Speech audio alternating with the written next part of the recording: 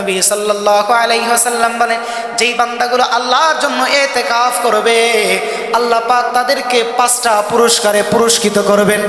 ও মুসলমান, মদিনায় হিজরতের পর রমাদানুল কারীম যখন থেকে ফরজ হয়েছে এরপর থেকে আল্লাহর নবী কোনোদিন এই ইতিকাফ জিন্দেগির মধ্যে ছাড়ে নাই। জিন্দেগির শেষ মুহূর্তে আল্লাহর নবী 10 দিন না 20 দিন ইতিকাফ করেছে। কিন্তু কত নবী প্রেমিক আছে এই মজলিসের মধ্যে যারা জীবনে একবারও ইতিকাফে বসেন? আমি তো ব্যস্ত। মুহাম্মাদুর রাসূলুল্লাহ গোটা মক্কা মদিনার গভর্নর ছিল, মসজিদে নববীর ইমাম ছিল, 10 জন স্ত্রীর স্বামী ছিল, গোটা মদিনার 1 নাম্বার মুফতি ছিল, 1 নাম্বার শরীয়ত প্রণেতা ছিল। যার যত মাসালা, শুধু মাসালা, বাড়িতে ঝামেলা হয়েছে নবীর কাছে আইসা বলে এই ঝামেলা হয়েছে মিটাই দেন। এত ব্যস্ততার ভিতরে আল্লাহর নবী জিন্দেগিতে একবারও ইতিকাফ ছাড়ে নাই। আমরা নবীর উম্মত হয়ে জীবনে একবারও ইতিকাফ করি নাই। যদি কই যে আতসো করেন, সবাই আতসো করা লাগবে। হ্যাঁ, 1 নাম্বার যে বান্দা ইতিকাফ করবে আল্লাহ পাক রব্বুল আলামিন ওই বান্দার থেকে জাহান্নামের আগুনকে 1500 বছরের রাস্তার দূরত্বে দূর করে দিবে।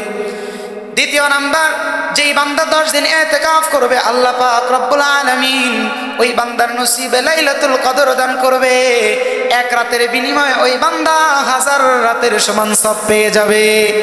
3 নাম্বার, যেই বান্দা ইতিকাফ করবে এই মহল্লার মধ্যে যত মানুষ দান সাদাকা করবে, যত মানুষ সুবহানাল্লাহ বলবে, যত মানুষ তাহাজ্জুদ পড়বে, যত মানুষ ঈমানের কথা বলবে, আমলের কাজ করবে, আল্লাহ পাক রব্বুল আলামিন বলে ওই যে মসজিদের ভিতরে 4 জন 5 জন বান্দা ইতিকাফ করছে, গোটা মহল্লার মানুষ যত আমল করবে তার অর্ধেক পার্সেন্টেজ আল্লাহ পাক রব্বুল আলামিন ইতিকাফকারী বান্দাদেরকে দিয়ে দিবে। আরে 4 নম্বরে, যেই বান্দাগুলো ইতিকাফ করবে ওই ইতিকাফরত অবস্থায় যদি আল্লাহ পাক রব্বুল আলামিনের দিকে একাদিষ্ট হয়ে বান্দারা আল্লাহর কাছে চায় তো আল্লাহর নবী বলে আল্লাহ পাক রব্বুল আলামিন ওই বান্দাকে খালি হাতে ফিরায়া দেয় না, বান্দা যা চায় আল্লাহ তাআলা তাকে তাই দিয়া দেয়। আপনার হাজত আছে, আরে ভাই আপনি আল্লাহর জন্য আল্লাহর ঘরে বসে যান, আমি সব ফেলায় আসছি মাওলা, তুমি না দিলে আমি কিন্তু যাইতাম না।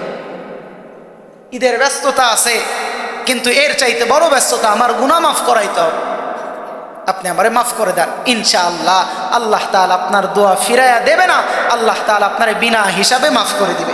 আল্লাহ পাক রব্বুল আলামিন আমাদেরকে ইতিকাফ করে আল্লাহ পাক রব্বুল আলামিনের সন্তোষভাজন বান্দা হয়ে দুনিয়া থেকেই জান্নাতি জীবন গড়ার তৌফিক দান করেন, পড়েন আমিন।